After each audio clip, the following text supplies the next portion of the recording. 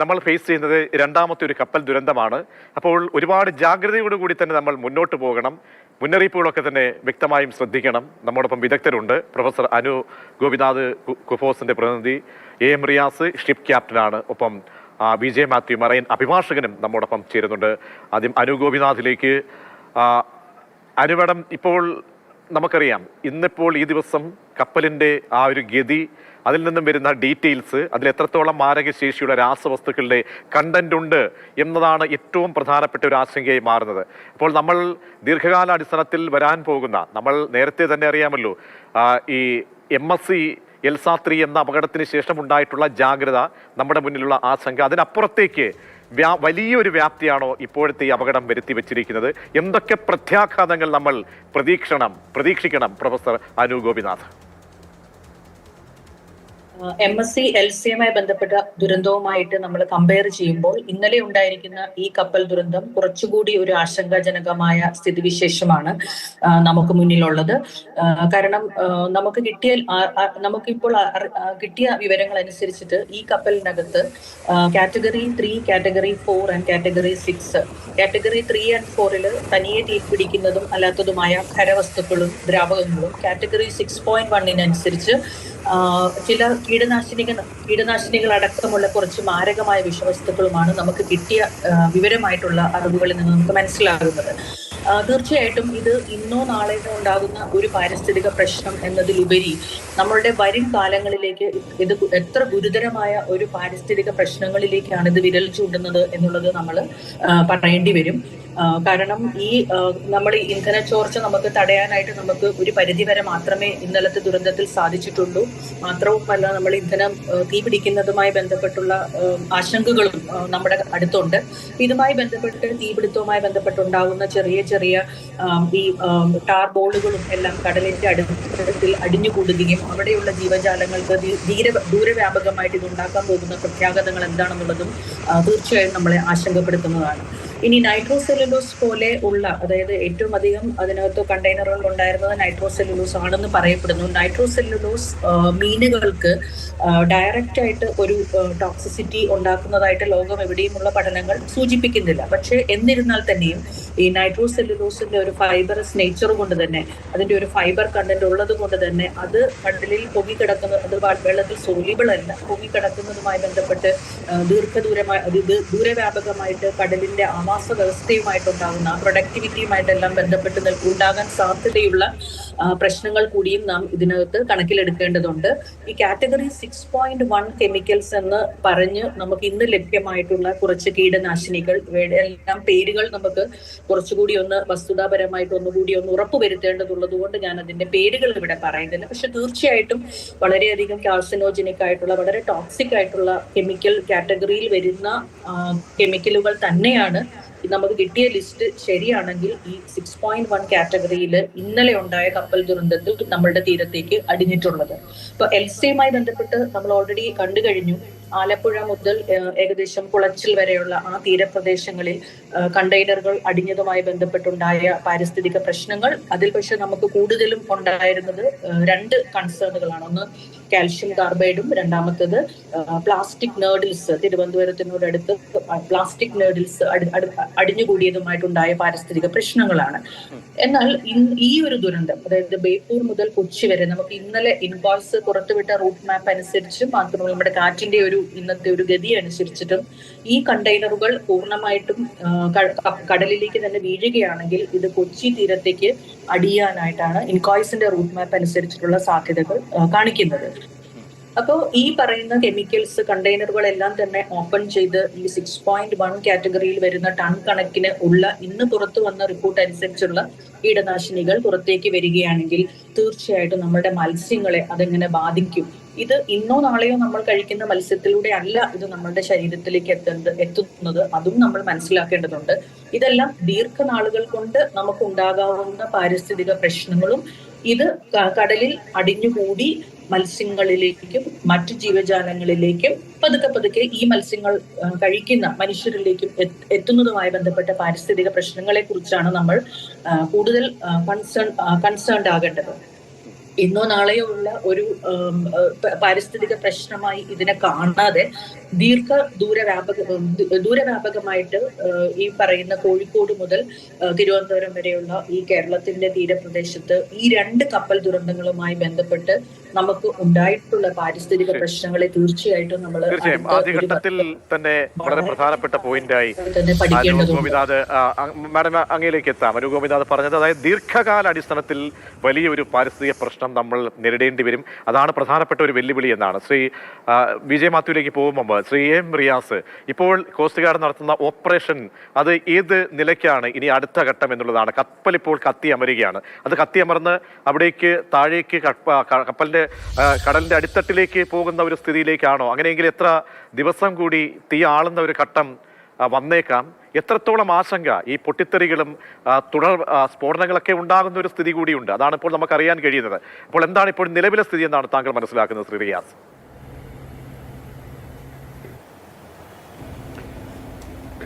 ഇപ്പോൾ കിട്ടിയ വിവരങ്ങൾ അനുസരിച്ച് ഈ കോസ്റ്റ് ഗാർഡ് ഷിപ്പുകൾ ഏതാണ്ടൊക്കെ കുറച്ചൊക്കെ അടുത്ത് വന്നിട്ടുണ്ടെന്നാണ് മനസ്സിലാവുന്നത്. അവർ പരിസരങ്ങളൊക്കെ കൂളിംഗ് ഡൗൺ ചെയ്ത് തുടങ്ങിയെന്നാണ് കാണാൻ കഴിയുന്നത്. അതൊരു ആശയ്ക്ക് വഴിയുണ്ട്. അവർ കുറച്ചുകൂടി അടുത്ത് കൂടുതൽ ഷിപ്പുകൾ, കൂടുതൽ ടഗ് ബോട്ടുകൾ വന്ന് ഫയർ ഫൈറ്റിംഗ് നല്ല രീതിയിൽ ചെയ്യാൻ പറ്റുകയാണെങ്കിൽ നമുക്ക് ആ ഷിപ്പിനെ സേവ് ചെയ്യാൻ പറ്റുമെന്നാണ് ഞാൻ ഇപ്പോഴും വിശ്വസിക്കുന്നത്. ഈ വിഷ്വൽസിൽ നിന്ന് മനസ്സിലാക്കുന്നത് ഈ 3-4 ഈ ഫയർ ഫൈറ്റിംഗ് ബോട്ടുകളൊക്കെ അടുത്ത് വന്നിട്ടുണ്ട്, കൂളിംഗ് ഡൗൺ നടക്കുന്നത്. അപ്പോൾ കുറച്ചൊക്കെ തീ കുറയുമ്പോഴേക്കും അവർക്ക് കൂടുതൽ അടുത്തോട്ട് വരാനും ഇത് ഫയർ ഫൈറ്റ് സക്സസ്ഫുൾ ആവാൻ പറ്റുമെന്നാണുള്ള ഒരു ചിന്ത. അതല്ലാതെ ഇത് മൊത്തത്തിൽ കപ്പൽ തീ പിടിച്ച് താഴുകയാണെങ്കിൽ നമ്മുടെ ഈ MSC പോലെയുള്ള അപകടത്തിനേക്കാൾ വളരെ വളരെ വളരെ നമുക്ക് ദോഷമുണ്ടാകുന്ന രീതിയിലുള്ള ഒരു അപകടമാവും ഇത് മാറും എന്നുള്ളതാണ്. ഇതിലെ പ്രധാന പ്രശ്നം എന്ന് പറയുന്നത് ഇതിൻ്റെ പൊല്യൂഷനാണ്. 2 തരത്തിലുള്ള പൊല്യൂഷനാണ്. നമ്മളെ കാർഗോയുമായിട്ട് ബന്ധപ്പെട്ടുള്ള കെമിക്കൽസിൻ്റെ പൊല്യൂഷൻ, അത് നമ്മുടെ കടലിനെ മൊത്തം ജീവജാലങ്ങളെയും കടലിൻ്റെ ആവാസ വ്യവസ്ഥകളെയൊക്കെ മാറ്റുന്ന തരത്തിലുള്ളതായിരിക്കും. രണ്ടാമത്തേതെന്ന് പറയുന്നത് ഇതിൽ 2500 ടണ്ണോളം ഓയിലുണ്ട്. അത് 2 തരത്തിലുള്ള ഓയിലാണ്. ഒന്ന് ഡീസൽ ഓയിലും ഒന്ന് ഫ്യൂൽ ഓയിൽ. ഈ ഫ്യൂൽ ഓയിൽ എന്ന് പറയുന്നത് ഒരു കറുത്ത, വളരെ നമ്മളെ ഈ കോൾട്ടാർ, നമ്മൾ റോഡിലൊക്കെ ഉപയോഗിക്കുന്ന പോലത്തെ ഒരു കോൾട്ടാർ പോലത്തെ ഒരു കറുത്ത ഒരു വസ്തുവാണ്. അത് ഇങ്ങനെ സമുദ്ര ഉപരിതലത്തിൽ ഇങ്ങനെ പൊങ്ങിക്കിടക്കാൻ ചാൻസ് ഉണ്ട്. അത് കാരണം അതെല്ലാ ബീച്ചുകളിൽ വന്ന് അടിയാനുള്ള ചാൻസൊക്കെ ഉണ്ട്. അപ്പോൾ പാരിസ്ഥിതിക പ്രശ്നം വളരെ വലിയ രൂക്ഷമായിരിക്കും. അതിന് മുൻപേ തന്നെ ഇതെങ്ങനെയെങ്കിലും ഈ ഷിപ്പിനെ ഒന്ന് തീ അണയ്ക്കാൻ കിട്ടിക്കഴിഞ്ഞാൽ അത് മുങ്ങാതെ നോക്കുക എന്നുള്ളതാണ് നമ്മുടെ ഏറ്റവും മുന്നിലുള്ളത്. ഇനി അഥവാ നമ്മളത് പൊങ്ങുന്ന അവസ്ഥ വരികയാണെന്നുണ്ടെങ്കിൽ ഇതിൽ നിന്ന് നമുക്ക് ഈ MSCയെ പോലെ നമുക്ക് ഈ എണ്ണയൊന്നും വേർതിരിച്ചെടുക്കാൻ പറ്റാവുന്നൊരവസ്ഥയായിരിക്കില്ല. കാരണം അത് ഈ കടലിൻ്റെ കുറച്ചുകൂടെ ദൂരം താഴ്ചയുള്ള സ്ഥലത്താണ് ഈ കപ്പൽ ഒഴുകി നടക്കുന്നത്. അവിടെയൊക്കെ പോയി ഈ എണ്ണ വീണ്ടെടുക്കുന്നതൊക്കെ വളരെ ദുഷ്കരമായിട്ടുള്ളതാണ്. അപ്പോൾ നമ്മൾ അതിനുവേണ്ടി ഇപ്പോൾ പ്രിപ്പയർ ചെയ്യേണ്ട ഒരു അവസ്ഥയും കൂടെ ഉണ്ട്. അതായത് നമ്മുടെ ഈ ബൈ ചാൻസ് ഇപ്പോൾ ഇത് ഓയിൽ വെളിയിൽ വരികയാണെങ്കിൽ അതിനെ എങ്ങനെ കണ്ടെയ്ൻ ചെയ്യാന്നുള്ളതാണ്. അതിന് പ്രധാനമായിട്ടും നമ്മൾ പ്രൊഫഷണൽ ഹെൽപ്സ് ഈ MSCയുടെ കേസിൽ എടുത്തതുപോലെ തന്നെ ഏറ്റവും പ്രൊഫഷണൽസ് ആയിട്ടുള്ള ആൾക്കാരെ ഉപയോഗപ്പെടുത്തി ഇതിന് ഫയർ ഫൈറ്റിങ്ങിനും അതിൽ നിന്ന് പൊല്യൂഷൻ മിനിമൈസ് ചെയ്യുന്നതിനും വേണ്ടിയുള്ള പരിശ്രമങ്ങൾ ചെയ്യുകയാണ് നല്ലതെന്ന് എനിക്ക് കഴിയും.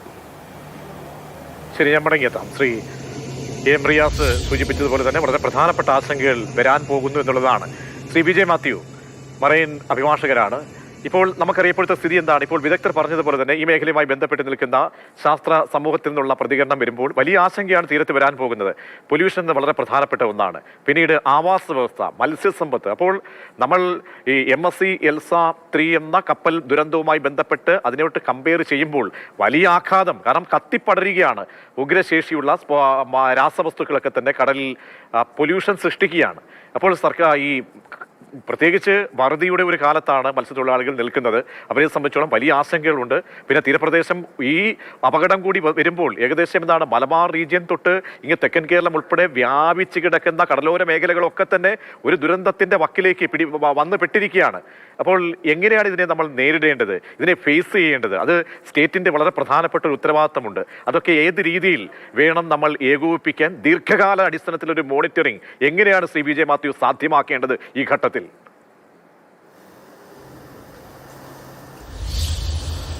1/2 ഞാൻ വരുമ്പോൾ പ്രൊഫസർ അനു ഗോപിനാഥ് പറഞ്ഞത് ഞാൻ മുഴുവൻ കേട്ടില്ല, എന്നാൽ എനിക്ക് മറുപടി പറയാൻ കഴിയും.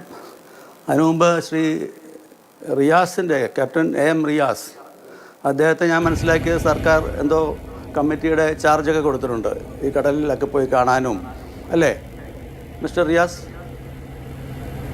ശരിയല്ലേ? ഇല്ല ഇല്ല, അങ്ങനെയൊന്നുമില്ല.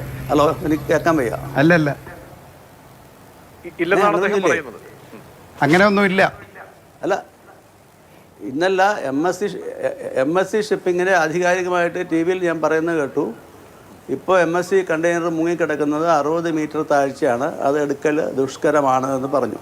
ഇപ്പോൾ രണ്ടുപേരും പറഞ്ഞത് ഞാൻ കേട്ടത്, ഏത് കപ്പൽ മുങ്ങിയാലും ഏത് കപ്പലിലെ അസാഡസ് കാർഗോ വെള്ളത്തിൽ വീണാലും മത്സ്യസമ്പത്തിനും മനുഷ്യനും മത്സ്യത്തൊഴിലാളികൾക്കും ദൂരവ്യാപകമായ അപകടങ്ങളും കുഴപ്പങ്ങളും ഉണ്ടാകും. അത് ആദ്യം മനസ്സിലാക്കുക. MSC ഷിപ്പിങ്ങിന് നമ്മുടെ പ്രൊഫസർ അനു ഗോപിനാഥ് പറയുന്നത് കേട്ടു, അത് കാൽഷ്യം കാർബൈഡ് മാത്രമേ ഉള്ളൂ. പ്രൊഫസർ അനു ഗോപിനാഥ് കുഫോസിലെ പ്രൊഫസറാണല്ലോ. ഞാൻ ഹിന്ദു ഡെയിലിയിൽ അവരുടെ ഒരു ഓൺലൈൻ ഡിസ്കഷനിൽ പങ്കെടുത്തിരുന്നു. അതിനകത്ത് സെൻറ്റർ ഫോർ ഫിഷറീസ് ഡയറക്ടർ, പേര് പറയുന്നില്ല, അദ്ദേഹം ഉണ്ടായിരുന്നു. ഓഷ്യോനോഗ്രാഫിക് ഡിപ്പാർട്ട്മെൻറ്റിൽ നിന്നുള്ള ഒരു അദ്ദേഹം ഉണ്ടായിരുന്നു. ഇപ്പോൾ യൂട്യൂബിൽ ഇപ്പോഴും അവൈലബിൾ ആണ്. പിന്നെ നിങ്ങളുടെ കുഫോസിൻ്റെ തന്നെ വൈസ് ചാൻസലർ ഉണ്ടായിരുന്നു. അപ്പോൾ ഇവരൊക്കെ പങ്കെടുത്ത ചർച്ച അവസാനം ഞാൻ പറഞ്ഞ ഇതിനോട്, അതായത് ഈ MSC ഷിപ്പിങ്ങിലുള്ള കാൽഷ്യം കാർബൈഡ് റിയാക്ട് ചെയ്താൽ അസറ്റിലിൻ ഉണ്ടാവും, അത് ഇൻഫ്ലേമബിളാണ്. അതുകൊണ്ടുണ്ടാകുന്ന നഷ്ടങ്ങൾ അതൊരു ഭാഗത്ത്. ഈ പ്രൊഫസർ തന്നെ ഇങ്ങോട്ട് പറഞ്ഞാണ്, ഫിഷറീസ് ഡയറക്ടറായിട്ടുള്ള അദ്ദേഹം പറഞ്ഞാണ്, ഇതിൻ്റെ ഒരു ബൈ പ്രൊഡക്റ്റായിട്ട് കാൽഷ്യം ഹൈഡ്രോക്സൈഡ് എന്നൊരു കെമിക്കലും കൂടെ ഉണ്ടാകും. അതിൽ നിന്ന് ഇപ്പോൾ സ്പോണിങ് സീസണാണ്. ആ സ്പോണിങ് സീസണിൽ ജൂൺ ജൂലൈ മാസത്തെ മത്സ്യസമ്പത്തിൻ്റെ കുഞ്ഞുങ്ങളും മുട്ടകളും എല്ലാം നശിച്ചു പോകുമെന്ന് അദ്ദേഹം പറഞ്ഞത് ഇപ്പോഴും യൂട്യൂബിൽ കിടപ്പുണ്ട്. അപ്പോൾ രണ്ട് കപ്പലിനെ രണ്ടായി കാണാൻ ഒരു ബുദ്ധിമുട്ട്, സാങ്കേതിക ബുദ്ധിമുട്ട് എനിക്ക് തോന്നുന്നു. ഇപ്പോൾ ഈ കപ്പൽ ഇന്നലെ മുങ്ങിയത്, ഇന്നലെ രാവിലെ തുടങ്ങിയാണ് തീ പിടിച്ചത്. 12 മണിക്കൂറായില്ല, വൈകിട്ടായപ്പോഴത്തേക്ക് ഇതിൻ്റെ കാർഗോ ലിസ്റ്റ് പുറത്തു വന്നു. MSC ഷിപ്പിംഗ് കപ്പൽ മുങ്ങിയിട്ട് ഇതുവരെ കാർഗോ ലിസ്റ്റ് പുറത്തു വന്നിട്ടില്ല. പിന്നെ നമ്മളെങ്ങനെ അറിയും ഹസാഡസ് കാർഗോ ഇത്രയേ ഉള്ളോ, വേറെ എന്താ ഉള്ളതെന്ന്?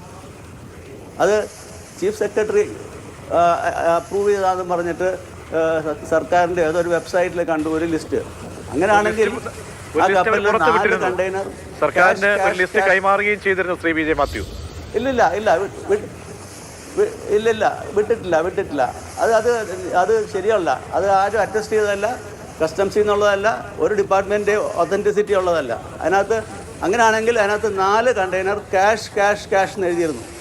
അത് ക്യാഷ് യൂണിറ്റ് എന്ന് വായിക്കണോ ക്യാഷായിട്ട് വായിക്കണോ എന്നുള്ളത് ആയിട്ട് ബന്ധപ്പെട്ടവർ പറയണം. അപ്പോൾ അത് ഇപ്പോൾ ഇതിനകത്ത് ഞാൻ മനസ്സിലാക്കിയത്, ഒരു നേവി ഉദ്യോഗസ്ഥനായ ഒരാൾ മൈനർ ബോട്ട് വിഴിഞ്ഞത്തെ അവിടുന്ന് നേവിയിൽ നിന്നും അത് ചോർത്തി മീഡിയയ്ക്ക് കൊടുത്തു.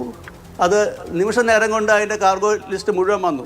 അപ്പോൾ അത് ജനങ്ങളെ മത്സ്യത്തൊഴിലാളികളെയും ഭീതിപ്പെടുത്തുന്നതല്ലേ? ആണ്. അതൊരു ഭാഗത്ത്. ഇതിനകത്ത് ഇപ്പോൾ ആർക്കും ഒന്നും ചെയ്യാനില്ല. ഇപ്പോൾ കോസ്റ്റ് ഗാർഡും നേവിയും അത് കൺട്രോൾ ചെയ്ത് അത് മുങ്ങിപ്പോകാതിരിക്കാനുള്ള നടപടി കൈക്കൊള്ളുവാണ്. ഇനിയിപ്പോൾ ഒരു കാര്യം പറയാം.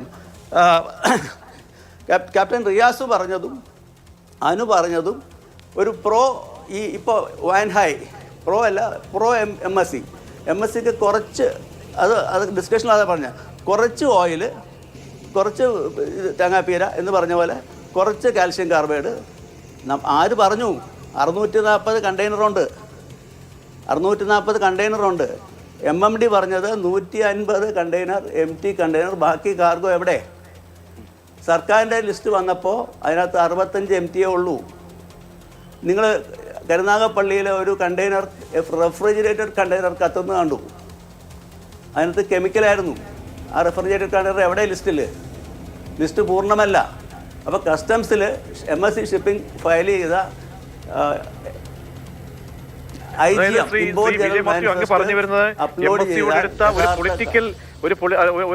ഒരുപക്ഷെ MSCയോട് എടുത്ത നിയമപരമായി സ്വീകരിക്കേണ്ട നടപടികൾ സർക്കാർ പൂർത്തിയാക്കുന്നില്ല.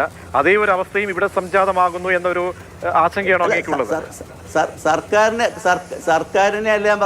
സർക്കാരിനെ അല്ല കുറ്റപ്പെടുത്തിയത്. സർക്കാർ ഇതിനകത്ത് ഇടപെട്ടിട്ടില്ലല്ലോ.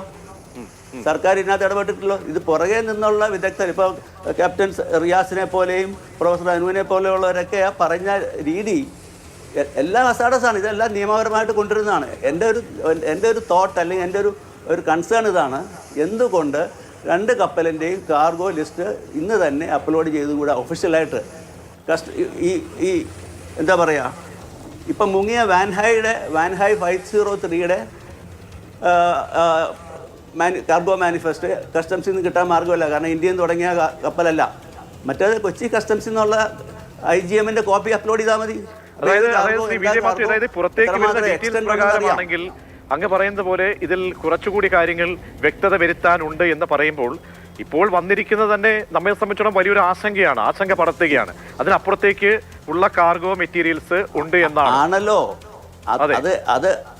അത് MSCയുടെ കാര്യത്തിലാണെങ്കിലും വാൻഹയുടെ കാര്യത്തിലാണെങ്കിലും കെമിക്കൽ കൊണ്ടുവന്നത് നിയമപരമാണെങ്കിൽ അത് വെള്ളത്തിൽ വീണാലും അത്, ഞാൻ നേരത്തെ വേറൊരു ചാനലിൽ പറഞ്ഞു, കീടനാശിനി നമുക്ക് ഉപയോഗിക്കാം, വേറെ ആൾ കുടിക്കുന്ന വെള്ളത്തിൽ കലക്കിയാൽ അത് ക്രൈമല്ലേ എന്ന് പറഞ്ഞ പോലെ ഇത് നമ്മൾ ഉപയോഗിക്കുന്ന മത്സ്യത്തൊഴിലാളികൾ ഉപയോഗിക്കുന്ന മത്സ്യങ്ങൾ ഉപയോഗിക്കുന്ന നമുക്ക് അതൊരു ഒരു ഒരു ഒരു ഇൻഡയറക്റ്റ് ക്രൈമാണ്. അത് അന്വേഷിക്കേണ്ട സാധനമാണ് രണ്ടും. അതോ ഇനി ഇതിൻ്റെ അന്വേഷിക്കാതിരിക്കുമോ? വാൻഹായ് നമ്മുടെ സ്വന്തക്കാരാണ്, നമുക്ക് കൂടുതൽ ബിസിനസ് തരുന്നവരാണെന്ന് പറഞ്ഞ് അന്വേഷിക്കാതിരിക്കുമോ? തീർച്ചയായും ഞാൻ അക്കാര്യത്തിൽ ഒരു കാര്യം ചോദിച്ചോട്ടെ. നമുക്ക് ശ്രീ വിജയ് മാത്യു, ഒരു കാര്യം അങ്ങ് ഈ മറൈനുമായി ബന്ധപ്പെട്ട് അല്ലെങ്കിൽ ഈ ദീർഘകാല പരിചയമുള്ള ഒരു അഭിഭാഷകൻ എന്ന നിലയിൽ ചോദിക്കുകയാണ്. ഇപ്പോൾ ഈ MSCയുടെ കാര്യത്തിലാണെങ്കിൽ സർക്കാർ തന്നെ പറയുകയാണ് അതിന്റെ ഒരു ഡീറ്റെയിൽസിലേക്ക് പോകുന്നില്ല, നിയമപരമായിട്ടൊരു കേസിലേക്ക് ഒന്നും പോകാത്ത ഒരു ഘട്ടത്തിൽ നമുക്ക് അതേ ഒരു തനിയാവർത്തനമാണ് ഇവിടെ സംഭവിക്കുന്നതെങ്കിലും ഒരുപാട് അങ്ങനെയെങ്കിൽ വ്യക്തത കുറവ് വരും. അത് ഒരിക്കലും അത് ചെയ്യാൻ പാടില്ലാത്ത ഒരു കാര്യവുമാണ്. നടപടിക്രമങ്ങളുടെ വീഴ്ച എന്ന് തന്നെ നമുക്ക് പറയേണ്ടി വരും. ആ ഒരു ഘട്ടത്തിലേക്ക് നമ്മൾ ഇപ്പോൾ എത്തിയിട്ടില്ല എന്നേ ഉള്ളൂ. പക്ഷേ ഈ ഒരു വ്യക്തത വരുത്താൻ ആരാണ് ശ്രമിക്കേണ്ടത്? മറ്റ് ഒരു തേർഡ് പാർട്ടിക്ക് ഇക്കാര്യത്തിൽ അങ്ങനെ കോടതിയെ സമീപിക്കാനോ അല്ലെങ്കിൽ കേസുമായി ബന്ധപ്പെട്ട് മൂവ് ചെയ്യാനോ ഉള്ള ഒരു സാഹചര്യം ഉണ്ടോ? കാരണം ഇതിലൊരു വ്യക്തത വേണമല്ലോ. ഞാൻ ചോദിക്കുന്നത്, ഞാൻ പറഞ്ഞതും ചീഫ് സെക്രട്ടറിയുടെ ഒരു നോട്ടാണ് മനോരമയിൽ ഇന്നലെ പ്രസിദ്ധീകരിച്ചത്. അതിനകത്തെ 2 സെൻറ്റൻസാണ് ഈ പ്രശ്നം. അത് പ്രകാരം കേസ് എടുക്കുന്നില്ല എന്ന് പറയുമ്പോൾ നാളെ നമുക്ക് ഉപകാരമുള്ള ആളാണെന്ന് പറഞ്ഞിട്ടാണ്. നാളെ സംസ്ഥാനത്തെ അല്ലെങ്കിൽ ഇന്ത്യയിലെ ഏറ്റവും വലിയ ധനികനായ ഒരാൾ ഒരു ക്രൈം ചെയ്യുന്നു, ഒരു ബ്രൂട്ടൽ ക്രൈം ചെയ്യുന്നു. അപ്പോൾ നമ്മൾ പറയുവാണ് അദ്ദേഹം നമുക്ക് സംസ്ഥാനത്തിന് വലിയ ആളാണ്, നമുക്ക് ധാരാളം പൈസ തരുന്ന ആളാണ്, നമുക്ക് വലിയ ഉപകാരങ്ങൾ ചെയ്യുന്ന ആളാണ്, അതുകൊണ്ട് തൽക്കാലം കേസ് എടുക്കണ്ട എന്ന് പറഞ്ഞാൽ എന്ത് ന്യായമായത്? ഏത് സംഹിത ആരെങ്കിലും ഇത് കോടതിയിൽ ചോദ്യം ചെയ്താലുണ്ടാകുന്ന അവസ്ഥ എന്താണിത്? ഇപ്പോൾ ഇത് തന്നെ ഇപ്പോൾ MSC പോട്ടെ, ഇപ്പോൾ വാൻഹായ് മുങ്ങി, സംഗതി ശരിയാണ്, അപകടകരമായ വസ്തുക്കൾ വരുവാനകത്ത്, അതിനെങ്ങനെ FIR ഇട്ട് കേസെടുക്കും? അതായത് ശ്രീ വിജയ് മാത്യു പറയുന്ന പോലെ പ്രധാനപ്പെട്ട ഒരു ആശങ്ക എല്ലാവർക്കും ഉള്ളത് ശ്രീ വിജയ് മാത്യു, ഇതിന്റെ ഇപ്പോൾ ഈ തീരത്ത് ഒരുപാട് പേർ കഷ്ടത അനുഭവിക്കുകയാണ്. അവർക്ക് എന്താണ് കോമ്പൻസേഷൻ ഇതുവരെ ലഭ്യമാകുന്നത്? അവർക്കൊരു മാസം 1000 രൂപയോ അല്ലെങ്കിൽ അവർക്ക് 6 കിലോ റേഷൻ്റെ ഒക്കെ മാത്രമാണ്. ഇവർക്കൊക്കെയുള്ള ബാധ്യതകൾ ഇന്നിപ്പോൾ കൊല്ലത്തു നിന്നൊക്കെ വരുന്ന വാർത്ത ഈ MSC അപകടത്തിന് ശേഷം ഉണ്ടാകുന്ന അതിന്റെ നെഗറ്റീവ് ഇമ്പാക്ട് വളരെ പ്രധാനപ്പെട്ടതാണ്. മത്സ്യത്തൊഴിലാളികൾ അനുഭവിച്ചുകൊണ്ടേയിരിക്കുകയാണ്. അപ്പോൾ അവർക്ക് ദീർഘകാല അടിസ്ഥാനത്തിൽ ഇങ്ങനെ ഫൈറ്റ് ചെയ്ത് അവർക്ക് ഇങ്ങനെ കാത്തിരിക്കാനൊന്നും ആ ജനവിഭാഗത്തെ സംബന്ധിച്ചുള്ള ബുദ്ധിമുട്ടുള്ളതാണ്. അപ്പോൾ ആരാണ് ഇവിടെ ഉത്തരവാദിത്വം നിർവഹിക്കേണ്ടത്? ഇനിയും രണ്ടാമത്തെ ഒരു കപ്പൽ അപകടം കൂടി വരുമ്പോൾ അതിന്റെ ദുരൂഹത നീക്കേണ്ടത് ആരാണ്? അങ്ങനെയെങ്കിൽ നമ്മുടെ നമുക്ക് നിയമവ്യവസ്ഥ ഉണ്ടല്ലോ, ഇഷ്ടംപോലെ നിയമവ്യവസ്ഥ ഉണ്ട് നമുക്ക് കേസെടുക്കാൻ. അതായത് ഇന്റർനാഷണൽ കൺവെൻഷൻസ് ഉണ്ട്. അനു ഗോപിനാഥ് അത് പഠിച്ചിട്ടുണ്ടാവില്ല, ഇങ്ങനെ വല്ലാതെ ആശങ്കപ്പെടുന്നത് ഞാൻ പറയുമ്പോൾ. അതായത് ബങ്കർ കൺവെൻഷൻ എന്നൊരു കൺവെൻഷൻ ഉണ്ട്, ഇന്ത്യ റാറ്റിഫൈ ചെയ്തതാണ് പൊല്യൂഷൻ്റെ. നൈറോബി കൺവെൻഷൻ എന്ന് പറഞ്ഞ റെക്ക് റിമൂവൽ കൺവെൻഷൻ ഉണ്ട്. International convention of hazardous and noxious substance by sea act 1996, merchant shipping act ഉണ്ട്, മാർപോൾ ഉണ്ട്, നമ്മുടെ ഇന്ത്യൻ പീനൽ കോഡ് പുതിയ എന്താ പറയാൻ BNI, ഇതെല്ലാം വെച്ച് കേസെടുക്കാം. അപ്പം ഞാൻ പറഞ്ഞത് ഈ ബസ്സിലാണെങ്കിലും സർക്കാർ എടുക്കണം. അല്ല, സ്റ്റേറ്റ് അല്ലല്ലോ നിലപാടെടുത്തത്. ചീഫ് സെക്രട്ടറി നോട്ട് വന്നുകൊണ്ട് സ്റ്റേറ്റിൻ്റെ നിലപാട് എങ്ങനെയാകുന്നത്? സ്റ്റേറ്റിൻ്റെ നിലപാട് ഔദ്യോഗികമായിട്ട് നോട്ടിഫിക്കേഷൻ വന്നിട്ടുണ്ടോ? ഇല്ലല്ലോ. അങ്ങനെ എടുക്കാൻ പറ്റുമോ നിയമപരമായിട്ട്? ക്യാപ്റ്റൻ. തീർച്ചയായും ഞാൻ അങ്ങയിലേക്ക് എത്താം. അനു ഗോപിനാഥ്, ഇപ്പോൾ ഇവിടെ പറഞ്ഞ പ്രധാനപ്പെട്ട ആശങ്കകളുടെ ഭാഗമായി വരുമ്പോൾ മഞ്ഞുമലയുടെ ഒരറ്റം മാത്രമേ വന്നിട്ടുള്ളൂ. ആശങ്കയുടെ ആ ഒരു വലിയ മലമുകളിൽ നിന്നും ചെറിയൊരു കാര്യങ്ങൾ മാത്രമേ വന്നിട്ടുള്ളൂ. അപ്പോൾ വരാനിരിക്കുന്ന ഈ കാർഗോയുടെ ഡീറ്റെയിൽസ് അടക്കം വ്യക്തമായും കൈമാറിയിട്ടില്ല. MSC അതിൽ ഡൈല്യൂട്ട് ചെയ്തു. അപ്പോൾ അവിടെ ഉണ്ടാകുന്ന വീഴ്ചകളുണ്ട്. അതിൻ്റെ ഒരു തനിയാവർത്തനം ഇവിടെ സംഭവിക്കാൻ പാടില്ല. കാരണം ജനങ്ങളെ സംബന്ധിച്ചോളം ഞാൻ ആവർത്തിക്കുന്നില്ല. നമ്മൾ ഒരറ്റം വടക്കോട്ടിൻ്റെ ആശങ്കയില്ല എന്ന് ആദ്യമേ പറഞ്ഞു. പക്ഷേ ഇത് വടക്ക് മുതൽ ഇങ്ങ് തെക്ക് വരെ വ്യാപിച്ചു കിടക്കുന്ന ആശങ്കയാണ്. അപ്പോൾ ഇക്കാര്യത്തിലൊരു വ്യക്തത വേണം. എന്താണ് ആ കണ്ടെയ്നറുകൾ പൂർണ്ണമായിട്ടുള്ളത്? അതിൻ്റെ ഡീറ്റെയിൽസ് കൈമാറണം. അത് വ്യവസ്ഥാപിതമായിട്ട് ചെയ്യണം. ആളുകൾക്ക് നേരത്തെ പറഞ്ഞില്ല, പൊല്യൂഷന്റെ കാര്യമാണെങ്കിൽ പൊല്യൂഷന്റെ തോത് പരിശോധിക്കണം. അങ്ങനെ ഇവിടെ ഒരു മറച്ചുവെപ്പിന്റെ ഒരു അംശം കിടപ്പുണ്ടോ? അങ്ങനെ തോന്നുന്നുണ്ടോ അനു ജോസഫ്? എന്നോടാണോ? അതെ അതെ, തീർച്ചയായിട്ടും അഡ്വക്കേറ്റ് മാത്യു, താങ്കളോടുള്ള എല്ലാ ബഹുമാനവും നിലനിർത്തിക്കൊണ്ട് തന്നെ പറയട്ടെ, എനിക്ക് MSC എൽസ എന്ന് പറയുന്ന കപ്പലുമായിട്ട് യാതൊരു തരത്തിലുള്ള ബന്ധവുമില്ല. പിന്നെ രണ്ടാമതായിട്ട് ഞാൻ 10-22 വർഷമായിട്ട് ഈ ഒരു മേഖലയിൽ പഠിക്കുകയും പഠിപ്പിക്കുകയും ചെയ്യുന്ന, റിസർച്ച് ചെയ്യുകയും ചെയ്യുന്ന ഒരു വ്യക്തിയാണ്.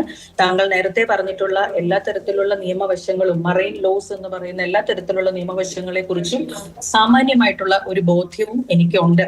അപ്പൊ അതുകൊണ്ട് തന്നെ ഞാൻ പറയാം, MSC എൽസയിൽ നിന്ന് പുറത്തു വന്ന കെമിക്കലുകളെ പറ്റിയിട്ടുള്ള ലിസ്റ്റ് പൂർണ്ണമായിട്ടും പുറത്തു വന്നിട്ടില്ല എന്ന് താങ്കൾ തന്നെ പറഞ്ഞു.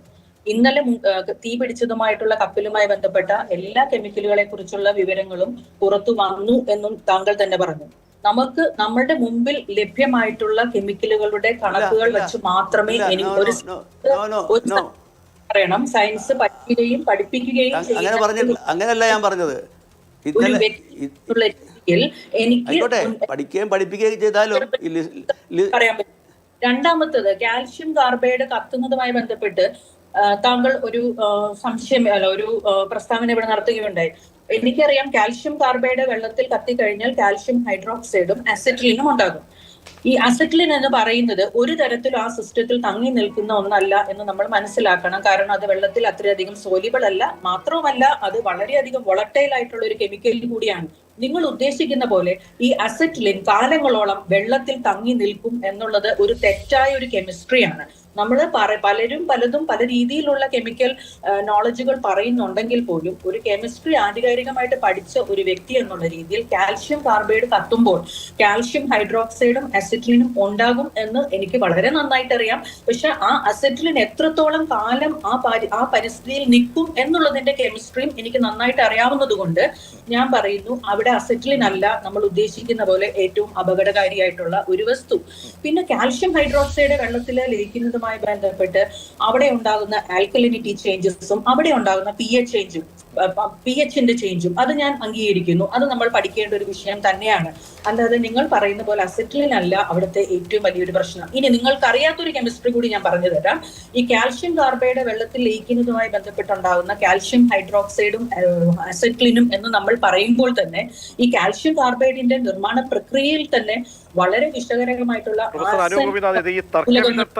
വിതർക്കങ്ങൾ എന്തുകൊണ്ടുണ്ടാകുന്നു എന്നുള്ളതാണ് എന്നെ സംബന്ധിച്ചുള്ള ഒരു ആശ്ചര്യപ്പെടുന്നത്.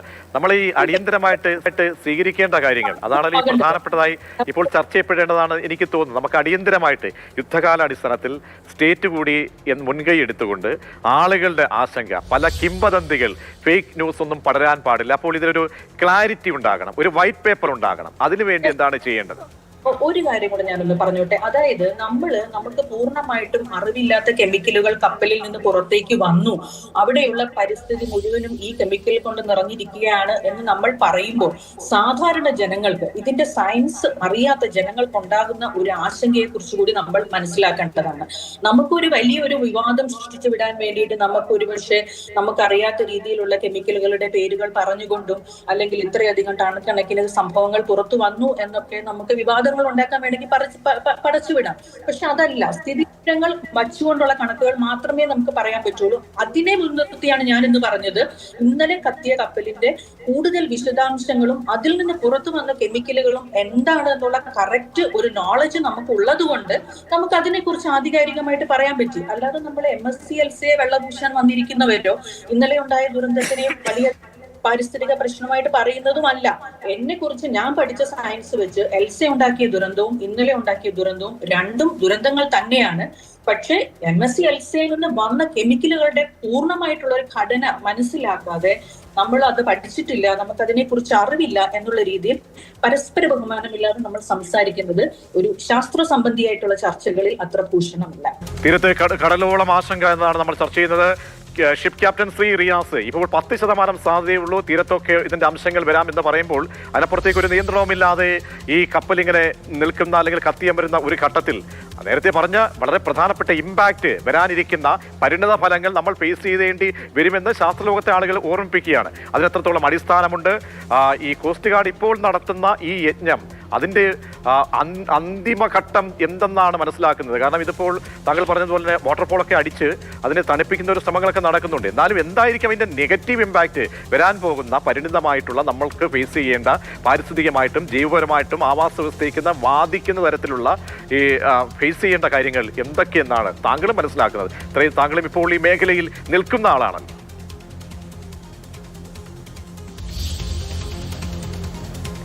അതെ, ഈ ഇപ്പോഴേ നമ്മുടെ കോസ്റ്റ് ഗാർഡ് ചെയ്യുന്ന പ്രവൃത്തികൾ അവരെന്തായാലും ഇത് തീ അടയ്ക്കാൻ പറ്റുകയാണെങ്കിൽ അതാണ് നമുക്ക് ഏറ്റവും കൂടുതൽ ആദ്യം ചെയ്യാൻ കഴിയുന്ന കാര്യം. സാധാരണ ഒരു കപ്പൽ അപകടം ഉണ്ടാകുമ്പോൾ നമ്മൾ പ്രധാനമായിട്ട് 2-3 കാര്യങ്ങളുണ്ട്, ഒരു ഓർഡറുണ്ട്.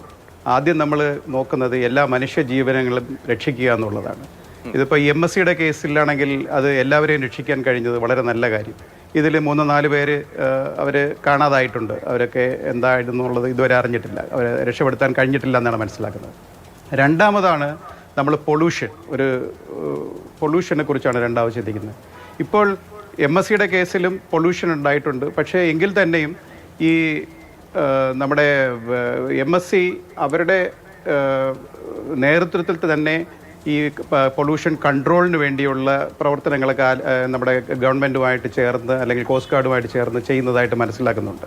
പക്ഷേ അതുപോലെയുള്ളൊരു പ്രവർത്തനം ഈ ഷിപ്പിൽ ഈ കത്തിക്കൊണ്ടിരിക്കുന്ന ഷിപ്പിൽ ചെയ്യാൻ പറ്റുമോ എന്നുള്ളത് വളരെ ആശങ്കാജനകമാണ്. കാരണം ഒന്നെന്ന് പറയുന്നത് ഇത് വളരെ നമ്മുടെ ദൂരെ ഒരു 70-80 മൈൽ ദൂരത്തിലാണ് ഈ കപ്പൽ ഇപ്പോൾ ഡ്രിഫ്റ്റ് ചെയ്തുകൊണ്ടിരിക്കുന്നതെന്ന് മനസ്സിലാക്കുന്നു. അപ്പോൾ രണ്ടാമത് ഇത് കത്തി അമർന്നു കഴിഞ്ഞാൽ നമുക്ക് അതിലൊന്നും ചെയ്യാൻ കഴിയാത്തൊരവസ്ഥ വരികയും വെളിയിലേക്ക് വരുന്ന രാസവസ്തുക്കളും കണ്ടെയ്നറുകളും ഓയിലും ഒക്കെ കണ്ടെയ്ൻ ചെയ്തല്ലാതെ നമുക്ക് വേറെ ഒന്നും ചെയ്യാൻ കഴിയില്ല എന്നാണ് മനസ്സിലാക്കുന്നത്. ശ്രീ റിയാസ്, ഒരു കാര്യം കൂടി, കാരണം ആളുകളെ സംബന്ധിച്ചോളം നമ്മൾക്ക് എന്തുകൊണ്ടാണ് ഇങ്ങനെ ഒരു അപകടം അടിക്കടി ഉണ്ടാകുന്നത്? അതിനി എന്താണ്, മറ്റെന്തെങ്കിലും ദുരൂഹതയുണ്ടോ? അപ്പോൾ ഈ വ്യക്തത വരണം. നേരത്തെ ശ്രീ വിജയ് മാത്യു പറഞ്ഞതുപോലെ ഇതിനൊക്കെ ഒരു ക്ലാരിറ്റി കുറവുണ്ട് എന്ന് പലരും വിദഗ്ധരായ ആളുകൾ സംശയിക്കുമ്പോൾ സാധാരണ ആളുകൾ, ഈ മത്സ്യബന്ധനവുമായിട്ട് നിൽക്കുന്ന ആളുകൾ, അവരെയൊക്കെ സംബന്ധിച്ചോളം വലിയൊരു ആശങ്കയുണ്ട്. അപ്പോൾ ഇക്കാര്യത്തിൽ ഒരു വ്യക്തത വരുത്തേണ്ടത് ആരാണ്? എന്താണ് ഈ ദുരൂഹതയ്ക്ക് എന്തെങ്കിലും അടിസ്ഥാനമുണ്ടോ? യാതൊരു വിധത്തിലുള്ള ദുരൂഹതകളും ഇല്ലെന്നാണ് ഞാൻ വിശ്വസിക്കുന്നത്. കാരണം എന്ന് പറഞ്ഞാൽ ഈ ഷിപ്പിംഗ് ഇൻഡസ്ട്രിയുമായിട്ട് ഒരു 35 വർഷത്തെ പരിചയമുള്ള ആളാണ് ഞാൻ. അതിൽ നിന്ന് എനിക്ക് തീർച്ചയായിട്ടും പറയാൻ കഴിയും യാതൊരു വിധത്തിലുള്ള ഈ അപകടങ്ങളൊന്നും യാതൊരു വിധത്തിലുള്ള ദുരൂഹതയും ഇല്ലാതെ ഏറ്റവും സുരക്ഷിതമായ ഒരു ഇൻഡസ്ട്രിയാണ് ഷിപ്പിംഗ് ഇൻഡസ്ട്രി. അതുമാത്രമല്ല, ലോകം മുഴുവനും ഈ ഷിപ്പിംഗ് ഒരു വർഷത്തിൽ നടക്കുന്ന ആക്സിഡൻറ്റുകളിൽ ലോകം മുഴുവൻ വളരെ വലിയ പരിമിതീകരിച്ച് എല്ലാവരും അറിയുന്ന കപ്പലപകടങ്ങളെല്ലാം വളരെ വലിയ തോതിൽ റിപ്പോർട്ട് ചെയ്യപ്പെടുന്നുണ്ട്. അപ്പോൾ അതുകൊണ്ടാണ് കപ്പലുകൾ ഇങ്ങനെ എപ്പോഴും ഇങ്ങനെ കപ്പലുകൾ കത്തിക്കൊണ്ടിരിക്കുന്നു, അപകടങ്ങൾ ഉണ്ടായിക്കൊണ്ടിരിക്കുന്നു തോന്നലുണ്ടാകുന്നത്. യഥാർത്ഥത്തിൽ മറ്റേതൊരു ഇൻഡസ്ട്രിയെ സംബന്ധിച്ചിടത്തോളം ഇത് ഒരു വളരെ സുരക്ഷിതമായ ഒരു ഇൻഡസ്ട്രിയാണ് ഷിപ്പിംഗ് ഇൻഡസ്ട്രി എന്ന് പറയുന്നത്. അത് കൂടാതെ 90 മുതൽ 95% വരെയുള്ള കാർഗോ നീക്കുന്നത് ഈ കപ്പലുകളാണ്. ഈ കപ്പലുകളൊക്കെ ഓട്ടം ഒരു ദിവസം നിന്ന് കഴിഞ്ഞാൽ ലോകം അവസാനിക്കുന്ന തരത്തിലുള്ള ഒരു സംവിധാനമാണ് ഇപ്പം നമ്മുടെ നാട്ടിലുള്ളത്. ഈ കപ്പലുകളിൽ ഒരു ദുരന്തം വരുമ്പോൾ അല്ലാതെ പോവുകയാണെങ്കിൽ ആ കാർഗോകളിൽ എന്താണ് എന്ന് അറിയിക്കേണ്ട ബാധ്യതയില്ല. പക്ഷെ ഒരു തീരത്തെ ഒരു ജൈവവ്യവസ്ഥയ്ക്ക് മുഴുവൻ വെല്ലുവിളി ഉയർത്തുന്ന ഒരു സിറ്റുവേഷൻ വന്നു കഴിഞ്ഞാൽ അതിനകത്ത് എന്തായിരുന്നു ഉണ്ടായിരുന്നത് 1 by 1 ആയിട്ട് ആ സമീപ പ്രദേശത്തെ ജൈവവ്യവസ്ഥ അല്ലെങ്കിൽ ജനവാസ മേഖല, അതായത് ഒരു സ്റ്റേറ്റ് ആയിരിക്കുമല്ലോ ആ പ്രദേശത്തുണ്ടാകുക. ആ ഒരു സ്റ്റേറ്റിനെ, ഒരു സംസ്ഥാനത്തെ, ഇപ്പോൾ കേരളത്തെ അറിയിക്കേണ്ട ഒരു ബാധ്യത ഈ ഇതുമായി ബന്ധപ്പെട്ട കപ്പലധികർക്കില്ലേ? തീർച്ചയായിട്ടുമുണ്ട്. സാധാരണ ഞങ്ങളൊക്കെ ഈ കപ്പലുമായിട്ട് ഈ നമ്മുടെ ഇന്ത്യൻ കോസ്റ്റിലൂടെ അടുത്തൂടെ പോകുമ്പോഴത്തേക്ക് കോസ്റ്റ് ഗാർഡ് നമ്മളെ കോൺടാക്ട് ചെയ്യാറുണ്ട്. നമ്മുടെ വയർലെസ് കോൺടാക്റ്റിൽ വരുമ്പോഴേക്കും നമ്മളോട് എപ്പോഴും അവർ ഡീറ്റെയിൽസ് ചോദിക്കും, എവിടെ നിന്ന് വരുന്നു, കപ്പൽ എങ്ങോട്ട് പോകുന്നു, ഇതിനകത്തുള്ള ഡേഞ്ചറസ് കാർഗോയുടെ ഇൻഫർമേഷൻ എന്താണ്. അപ്പോഴെല്ലാം നമ്മുടെ മാനിഫെസ്റ്റ്, നമ്മുടെ കയ്യിലിരിക്കുന്ന മാനിഫെസ്റ്റ് വെച്ചിട്ട് നമ്മൾ കോസ്റ്റ് ഗാർഡിന്, ഇന്ത്യ മാത്രമല്ല എല്ലായിടത്തും മാനിഫെസ്റ്റ് വെച്ചിട്ട് നമ്മൾ എത്ര ക്വാണ്ടിറ്റി, എന്തൊക്കെ കെമിക്കൽസ് അല്ലെങ്കിൽ എന്തൊക്കെ ഓയിൽ ഉണ്ടെന്നുള്ളത് നമ്മൾ സാധാരണ റിപ്പോർട്ട് ചെയ്യാറുണ്ട്. ഇത് അവൈലബിൾ ആണ്, അത് ഷിപ്പിലും അവൈലബിൾ ആണ്, ഷിപ്പിംഗ് കമ്പനികളിൽ അവൈലബിൾ ആണ്, കസ്റ്റംസിനും ഒക്കെ അവൈലബിൾ ആണ്. ഇത് എന്തുകൊണ്ടാണ് ഇതിൻ്റെ ആർക്കും ഇത് കിട്ടിയില്ല എന്ന് പറയുന്നത് വളരെ വളരെ സംശയം തോന്നിക്കുന്നതാണ്. എന്തായാലും തന്നെയും എനിക്ക് തീർച്ചയായിട്ടും പറയുന്ന ഇതിൽ ഒരു ദുരൂഹതയില്ല. ഇത് ഒരു അപകടമാണ്, വളരെ യാദൃശ്ചികമായി സംഭവിച്ച അപകടങ്ങൾ രണ്ടെണ്ണം ഒന്നിച്ച് കണ്ടെയ്നറുകൾ എന്നത് ലിസ്റ്റ് പൂർണ്ണമാണ്.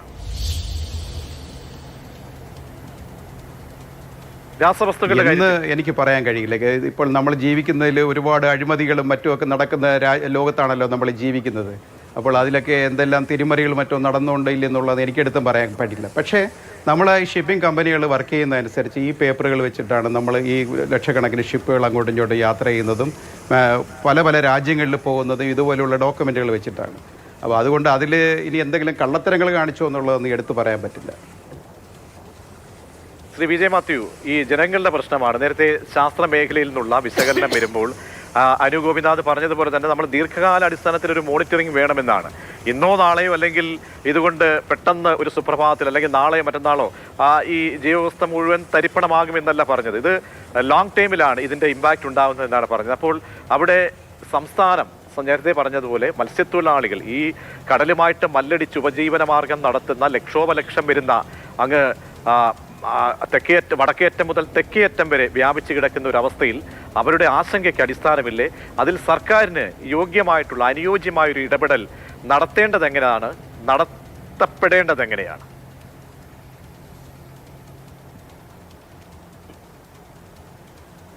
എന്നോടാണോ ചോദ്യം? അതെ, ശ്രീ വിജയ് മാത്യു. ശ്രീ, ഈ മത്സ്യ മേഖലയിൽ ഈ അപകടങ്ങളുണ്ടാകുന്ന പ്രത്യാഘാതം, അതിൻ്റെ കെമിക്കൽ റിയാക്ഷൻ, അതിൻ്റെ കെമിസ്ട്രി ഒക്കെ പഠിക്കുന്ന ഡോക്ടർ അനു ഗോപിനാഥനെ പോലുള്ളവർ കേരള സംസ്ഥാനത്തിൻ്റെ ഒരു യൂണിവേഴ്സിറ്റിയാണ്, ഫിഷറീസ് യൂണിവേഴ്സിറ്റിയുടെ ഒരു പ്രൊഫസറാണ്. 18 വർഷമായെന്ന് പറയുന്നു. ക്യാപ്റ്റൻ 35 വർഷമായെന്ന് പറഞ്ഞു. ഞാൻ എൻ്റെ പ്രാക്ടീസ് പറയുന്നില്ല, പറഞ്ഞാൽ എൻ്റെ പ്രായം അറിയും, അതുകൊണ്ട് ഞാൻ പറയുന്നില്ല. 4 പതിറ്റാണ്ട് കഴിഞ്ഞു.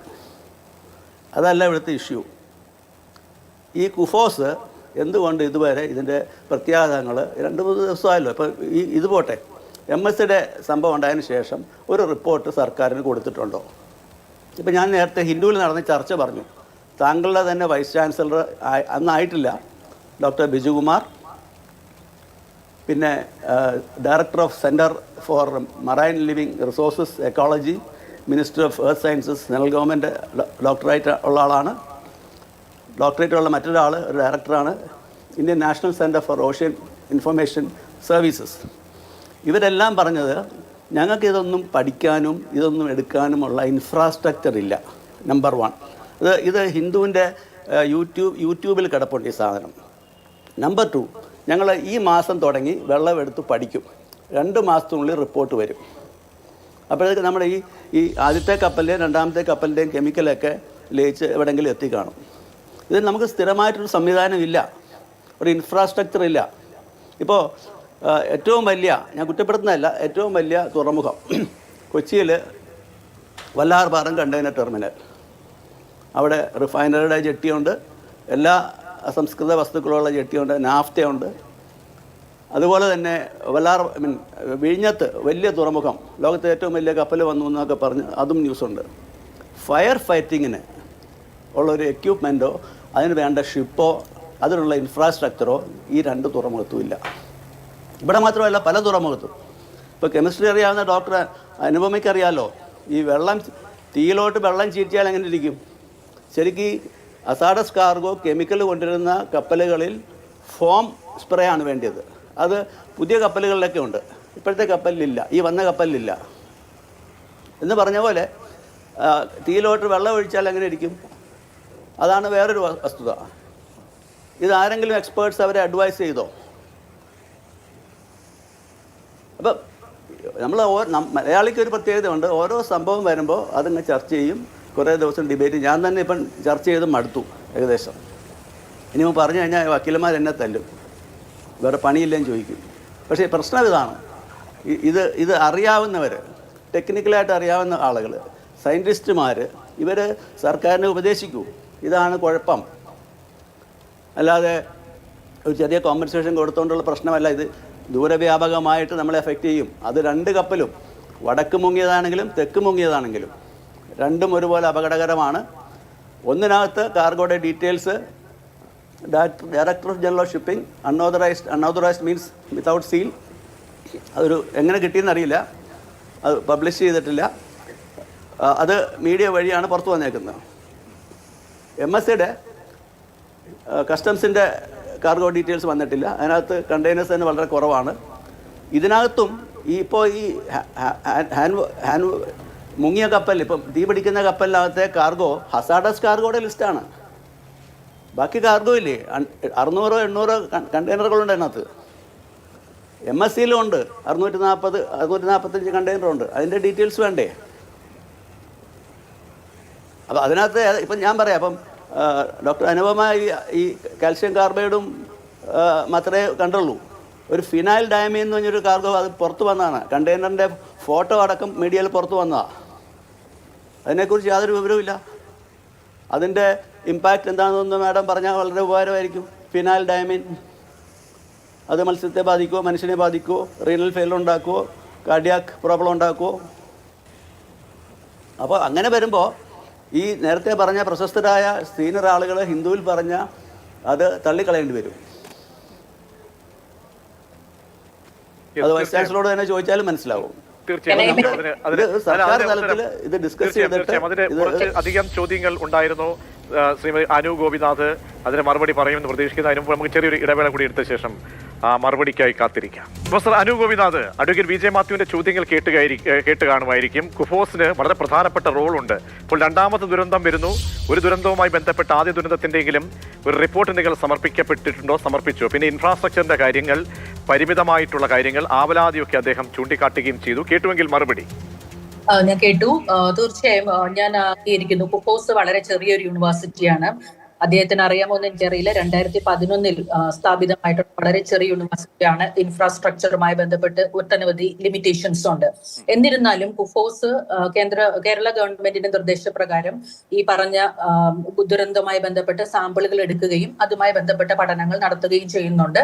ഞാൻ മനസ്സിലാക്കുന്നത് ബഹുമാനപ്പെട്ട വൈസ് ചാൻസലറും ഇദ്ദേഹം തന്നെ നേരത്തെ പറഞ്ഞ ഹിന്ദുവിന്റെ മീറ്റിംഗിൽ ഉണ്ടായിരുന്ന ഡോക്ടർ BN സഞ്ജീവനും കൂടെ ആ റിപ്പോർട്ട് ഗവൺമെന്റിന് സമർപ്പിക്കുന്നതായിരിക്കും. ഇനി ഇത് മാത്രമല്ല, ഇദ്ദേഹം പറഞ്ഞ ഹിന്ദുവിന്റെ ഓൺലൈൻ മീറ്റിംഗിൽ ഉണ്ടായിരുന്ന INCOIS director doctor Balakrishnan Nair, NIO പോലെയുള്ള കൊച്ചിയിലെ കേന്ദ്ര ഗവേഷണ സ്ഥാപനങ്ങൾ, CMLRE പോലെയുള്ള കൊച്ചിയിലെ കേന്ദ്ര ഗവേഷണ സ്ഥാപനങ്ങൾ, ഇവരെല്ലാം തന്നെ ഈ കപ്പൽ ദുരന്തവുമായി ബന്ധപ്പെട്ട് സാമ്പിളുകൾ എടുക്കുകയും പഠിക്കുകയും ചെയ്യുന്നുണ്ട്. എന്റെ അറിവ് ശരിയാണെങ്കിൽ, അറിവ് എന്ന് പറഞ്ഞാൽ ഞാൻ പത്രം വായിക്കുന്നത് കൊണ്ട് ഞാൻ മനസ്സിലാക്കിയത്, CMLRE ഈ കപ്പൽ ദുരന്തവുമായി ബന്ധപ്പെട്ട് കേരള തീരത്ത് നടത്തുന്ന ഒരു ഗവേഷണ പ്രവർത്തനങ്ങൾ കഴിഞ്ഞ ദിവസത്തെ മാതൃഭൂമി പത്രത്തിൽ തന്നെ വളരെ ഫോട്ടോഗ്രാഫോട് കൂടിയിട്ട് വളരെ വിശദമായിട്ടൊരു വാർത്ത ഞാൻ വായിക്കുകയുണ്ടായി. അപ്പൊ നമ്മൾ ഒന്നും പഠിക്കുന്നില്ല, അല്ലെങ്കിൽ നമുക്ക് ഇതിനുള്ള ഒരു കഴിവില്ല എന്നുള്ളത് തീർച്ചയായിട്ടും മലയാളികളുടെ ഒരു വലിയൊരു പ്രശ്നമാണ്. സ്വയം അങ്ങോട്ടും ഇങ്ങോട്ടും താഴ്ത്തിക്കെട്ടുക എന്നുള്ളത്. പക്ഷെ അങ്ങനെയല്ല. നമ്മുടെ കേന്ദ്ര ഗവൺമെന്റുമായി ബന്ധപ്പെട്ട സ്ഥാപനങ്ങളും കേരളത്തിലെ യൂണിവേഴ്സിറ്റികളും കുഫോസ് പോലെയുള്ള ചെറിയ യൂണിവേഴ്സിറ്റികൾ പോലും ഇനി ഇതുമായി ബന്ധപ്പെട്ട സാമ്പിളുകൾ ശേഖരിക്കുകയും ചെയ്യുന്നുണ്ട്, പഠിക്കുകയും ചെയ്യുന്നുണ്ട്. പക്ഷെ നമ്മൾ ഒരു കാര്യം മനസ്സിലാക്കണം, ഈ വാട്ടറോ സെഡിമെന്റോ സാമ്പിൾ എടുത്ത് നമ്മൾ ലാബിലേക്ക് കൊണ്ടുവരികയും ഒരു ഫ്രാക്ഷൻ ഓഫ് എ സെക്കൻഡ്, നമ്മളൊരു ഹ്യൂമൻ ബ്ലഡ് ടെസ്റ്റ് നിങ്ങൾ ഒരു ഹൈടെക്കിന്റെ ലാബിൽ പോയിട്ട് ചെയ്യുമ്പോൾ കിട്ടുന്ന റിസൾട്ട് പെട്ടെന്ന് വരുന്നത് പോലെയല്ല. നമ്മളൊരു കെമിക്കൽ അനാലിസിസ്, പാരിസ്ഥിതിക പ്രശ്നങ്ങളുമായി ബന്ധപ്പെട്ട് വരുന്ന കെമിക്കൽ അനാലിസിസ് ചെയ്യുമ്പോൾ അതിൻ്റെതായിട്ടുള്ള ആക്യുറസിയോടുകൂടി പറയേണ്ടതുണ്ട്, അതിൻ്റെതായുള്ള കൃത്യതയോടുകൂടി പറയേണ്ടതുണ്ട്. അതിന് സമയപരിമിതി ഉള്ളത് കൊണ്ടാണ്. കാരണം ഇവിടെ ഈ ജനങ്ങളോട്, തീരത്തുള്ള ആളുകളോട്, മലയാളികളോട്, അല്ലെങ്കിൽ ഈ കടലുമായി ബന്ധപ്പെട്ട് നിൽക്കുന്ന ആളോട്, നമ്മുടെ പരിസ്ഥിതിയുമായി ബന്ധപ്പെട്ട ആളോട് പറയാനുള്ള കാര്യം, കാരണം ദീർഘകാല അടിസ്ഥാനത്തിൽ ഇത് ഉണ്ടാക്കുന്ന ഇമ്പാക്ട്, ഈ നൈട്രോ സെല്ലോസ് പോലെയുള്ള ഈ മാരകശേഷിയുള്ള അല്ലെങ്കിൽ മറ്റ് രാസവസ്തുക്കളടക്കം ഈ കാർഗോയിൽ, നേരത്തെ അദ്ദേഹം പറഞ്ഞ ഒന്ന് രണ്ട് ഈ കെമിക്കൽസിന്റെ കൂടി ശ്രീ വിജയ് മാത്യു ചോദിച്ചിരുന്നു. അപ്പോൾ ആ കെമിക്കൽസ് ഒക്കെ ഉണ്ടാക്കുന്ന ഇമ്പാക്ട്, അതായത് നെഗറ്റീവായിട്ടുള്ള പ്രത്യാഘാതങ്ങൾ അത് എത്രത്തോളം വലുതായിരിക്കും, എന്തായിരിക്കാം ജനങ്ങൾ ജാഗ്രതയോടുകൂടി ഇനിയുള്ള ഈ നിമിഷങ്ങളെ അല്ലെങ്കിൽ വരുന്ന ആളുകളെ ഫേസ് ചെയ്യേണ്ടത് എങ്ങനെയാണ്, ഏത് രീതിയിലൊരു മോണിറ്ററിംഗ് ഈ തിരം കേന്ദ്രീകരിച്ച് നടത്തേണ്ടതും അനിവാര്യമാണ്, അതുകൂടി പറഞ്ഞു. ഈ ഡൈഫിനൈൽ കോമ്പൗണ്ട്സ് അദ്ദേഹം പറഞ്ഞതുപോലെ ഞാൻ അറിയാതെ പോയതല്ല, എനിക്കറിയാം. കുഫോസിൽ നിന്ന് പോയ നമ്മുടെ സംഘത്തിൽ തന്നെ ഒരാളെ ഞാനുമായിട്ട് ആ കെമിക്കൽ കോമ്പൗണ്ടിനെ കുറിച്ച് ഡിസ്കസ് ചെയ്തതാണ്. നിങ്ങൾ ഉദ്ദേശിക്കുന്ന പോലെ ഒരു ഡയറക്റ്റ് ആയിട്ടുള്ള ഒരു കാർസിനോജനിക് കോമ്പൗണ്ട് അല്ല അന്ന് ആ കണ്ടെയ്നറിൽ ഉണ്ടായിരുന്ന ആ പർട്ടിക്കുലർ കെമിക്കൽ. അത്രയും ഒരു ദുരന്തം വിതയ്ക്കാത്ത ഒരു കെമിക്കൽ ആയതുകൊണ്ട് അനാവശ്യമായ ഒരു ചാനൽ ചർച്ചയിൽ ഞാൻ ആ കെമിക്കലിന്റെ പേരെടുത്തു വെച്ച് സാധാരണ ജനങ്ങളെ പരിഭ്രാന്തരാക്കേണ്ട കാര്യം എനിക്കില്ല. കാരണം ഞാൻ ഇവിടെ സംസാരിക്കുന്നത് അത്രയും സയന്റിഫിക് ആയിട്ടുള്ള ഒരു വിശകലനത്തിന്റെ ബേസിലാണ്. അല്ലാതെ സാധാരണ ജനങ്ങളുടെ മുന്നിലേക്ക് അവർക്ക് അറിയാത്ത ഒരുപാട് കെമിക്കലുകളുടെ പേരുകൾ ഇടുകയും നമുക്കറിയാത്ത ഒരു ലിസ്റ്റിനെ കുറിച്ച് ആധികാരികമായി സംസാരിക്കുകയും ചെയ്യുക എന്ന് പറയുന്നത് ഒരു റിസർച്ചർക്ക് ചേർന്ന ഒരു ഇതായിട്ട് ഞാൻ കാണുന്നില്ല. നമുക്ക് അറിയുന്ന കെമിക്കലുകളെ കുറിച്ചും നമുക്ക് അവിടെ കണ്ടെത്താൻ പറ്റിയതായിട്ടുള്ള കെമിക്കലുകളെ കുറിച്ചുമാണ് നമ്മൾ കേരള ജനതയ്ക്ക് അവബോധം കൊടുക്കേണ്ടത്. അതിന് തീർച്ചയായിട്ടും ഈ യൂണിവേഴ്സിറ്റികളും സെൻട്രൽ സ്ഥാപനങ്ങളും ഇപ്പോൾ നടത്തിയതുമായിട്ടുള്ള പഠനങ്ങളുമായി ബന്ധപ്പെട്ട വിവരങ്ങൾ പുറത്തു വരേണ്ടതുണ്ട്. അതിന് നമ്മൾ കാത്തിരിക്കണം. അല്ലാതെ നമുക്ക് ഇന്നോ നാളെയോ പുറത്തുവിടാൻ പറ്റുന്ന ഒരു ഗവേഷണ റിപ്പോർട്ട് അല്ല അത്. മാത്രമല്ല CMLRയുടെ എല്ലാം ഞാൻ മനസ്സിലാക്കിയെടുത്തോളം അവരുടെ ഈ സാമ്പിൾ ശേഖരണം 12-ാം തീയതിയാണ് അത് അവസാനിക്കുന്നത്. അതിനുശേഷം എത്ര മാസം എടുക്കും? കുഫോസുമായി ബന്ധപ്പെട്ട് ചെയ്യുന്ന എല്ലാ ഗവേഷണ പ്രവർത്തനങ്ങളും ഞാൻ മനസ്സിലാക്കിയതനുസരിച്ച് ഈ ഒരു മാസം അവസാനത്തോടു കൂടി കേരള ഗവൺമെന്റിന് റിപ്പോർട്ട് കൊടുക്കും. മറ്റു സ്ഥാപനങ്ങൾ അവർ എത്ര സമയം എടുത്താണ് അനാലിസിസ്, അവർ എന്തൊക്കെയാണ് അനലൈസ് ചെയ്യാൻ പോകുന്നത് എന്നുള്ളത് അത് അവരുടെ പെർസ്പെക്റ്റീവാണ്. എന്നിരുന്നാൽ പോലും ഞാൻ മനസ്സിലാക്കുന്നു ഒരു 2 മാസത്തിനുള്ളിൽ ഇതുമായി ബന്ധപ്പെട്ട എല്ലാ തരത്തിലുള്ള വിശദമായ റിപ്പോർട്ടുകളും ഇതിനകത്ത് ആരൊക്കെ സാമ്പിൾ എടുത്തിട്ടുണ്ടോ അവരെല്ലാവരും കൊടുത്തിരിക്കും എന്ന് തന്നെയാണ് ഞാൻ മനസ്സിലാക്കുന്നത്. ഇതിന് ഞാൻ കുഫോസിനെ നമ്മൾ താഴ്ത്തിക്കെട്ടേണ്ട കാര്യമില്ല. കാരണം ഈ കഴിഞ്ഞ വർഷം പെരിയാറുമായി ബന്ധപ്പെട്ട് വലിയ രീതിയിൽ ഒരു മത്സ്യക്കുരുതി നടന്നു. അന്ന് ഏറ്റവും ആധികാരികമായിട്ട്, അതായത് പൊല്യൂഷൻ കൺട്രോൾ ബോർഡ് പോലെയുള്ള സ്ഥാപനങ്ങൾ ഉണ്ടായിട്ട് പോലും ഏറ്റവും ആധികാരികമായിട്ട് ആ മത്സ്യക്കുരുതിയെ കുറിച്ച് പഠിച്ചതും അത് ഏത് കെമിക്കൽ കൊണ്ടാണ് ആ ഒരു ദുരന്തം പെരിയാറിൽ ഉണ്ടായതെന്ന് പറഞ്ഞതും കേരള ഗവൺമെന്റിന് ആധികാരികമായി. ഗോപിനാഥ്, ഒരു കാര്യം കൂടി, കാരണം എന്തായാലും അതിന്റെ റിപ്പോർട്ടുകളൊക്കെ വരട്ടെ. ഒരു പോയിന്റിലേക്ക് നിങ്ങളൊക്കെ എത്തുമ്പോഴും ഈ ഇന്നത്തെ സിറ്റുവേഷനിൽ വരാനിരിക്കുന്ന വലിയ പ്രത്യാഘാതങ്ങളുള്ള ആളുകളാണോ ഇരിക്കുന്നത്? ഈ പറയുന്ന കെമിക്കലുകൾ നമ്മളിപ്പോ ഈ ക്ലാസ് 6 എന്ന് പറഞ്ഞ് വന്നിട്ടുള്ള കെമിക്കലുകൾ, കീടനാശിനികൾ വന്നിട്ടുണ്ടെങ്കിൽ അതിന്റെ പ്രത്യാഘാതങ്ങൾ തീർച്ചയായിട്ടും ഗുരുതരമായിരിക്കും. അതിനെ ഞാൻ നിങ്ങളുടെ അടുത്ത് നേരത്തെ പറഞ്ഞതുപോലെ തന്നെ ഇവരെല്ലാവരും പറയുന്ന പോലെ ഇന്നോ നാളെയോ എടുക്കുന്ന സാമ്പിളുകൾ വെച്ചിട്ടല്ല നമുക്ക് അതിന് അന്തിമമായിട്ട് തീരുമാനം ഉണ്ടാക്കേണ്ടത്. അത് നമ്മൾ ഒരു ലോങ് ടേമിൽ തന്നെ അടുത്തൊരു വർഷത്തോളം തന്നെ കേരള തീരത്തിനെ ഒരു മോണിറ്റർ ചെയ്യുകയും അതുമായി ബന്ധപ്പെട്ട റിപ്പോർട്ടുകളുമാണ് നമ്മൾ സാധാരണക്കാരിലേക്ക് എത്തിക്കേണ്ടത്. അല്ലാതെ ഇന്നോ നാളെയോ വരുന്ന ഒരു ഗുരുതരമായ റിപ്പോർട്ടിനെ ബേസ് ചെയ്തിട്ടാകരുത് നമ്മളുടെ ഒരു തരത്തിലുള്ള സയന്റിഫിക് കൺക്ലൂഷനും. അത് തെറ്റായ ഒരു കീഴ്വഴക്കമാണ്. കാരണം നമുക്ക് വിവാദങ്ങൾ ഉണ്ടാക്കാൻ വേണ്ടി നമുക്ക് അനാവശ്യമായ കെമിക്കലുകളുടെ പേരുകൾ നമുക്ക് എടുത്തു പറയാനുള്ള ഒരു അധികാരം നമുക്കില്ല. നമുക്ക് സയന്റിഫിക് എവിഡൻസസിന്റെ ബേസിൽ മാത്രമേ ഇതിനെക്കുറിച്ച് സംസാരിക്കാൻ പറ്റുള്ളൂ. ശരി, വളരെയധികം നന്ദി. പ്രൊഫസർ അനു ഗോപിനാഥ്, കുഫോസിന്റെ പ്രതിനിധിയാണ്. ശ്രീ റിയാസ് ഷിപ്പ് ക്യാപ്റ്റൻ, ഒപ്പം അഭിഭാഷകൻ വിജയ് മാത്യു. ശാസ്ത്രമേഖലയിൽ നിന്നും പറഞ്ഞതുപോലെ തന്നെ മത്സ്യസമ്പത്തിനെ അടക്കം വിനാശകരമായ രീതിയിലേക്ക് ഇല്ലാതാക്കുന്ന തരത്തിലേക്കുള്ള കെമിക്കൽസ് ഈ കണ്ടെയ്നറുകളിൽ ഉണ്ട്. അതുകൊണ്ട് ദീർഘകാല അടിസ്ഥാനത്തിൽ നമ്മൾ വളരെ ജാഗ്രതയോടുകൂടി മോണിറ്ററിംഗ് ചെയ്തുകൊണ്ട് മാത്രമേ മുന്നോട്ട് പോകാവൂ. അങ്ങ് വടക്ക് മുതൽ തെക്ക് വരെ വ്യാപിച്ച് കിടക്കുന്ന നമ്മുടെ തീരപ്രദേശങ്ങൾക്ക്, നമ്മുടെ കടൽ സമ്പത്തിന് ആശങ്കപ്പെടുത്തുന്ന തരത്തിലാണ് ഈ കണ്ടെയ്നറുകളിലെ രാസവസ്തുക്കൾ എന്ന ഒരു പോയിന്റിലേക്കാണ് വിദഗ്ധർ എത്തിച്ചേരുന്നത്. വളരെയധികം നന്ദി.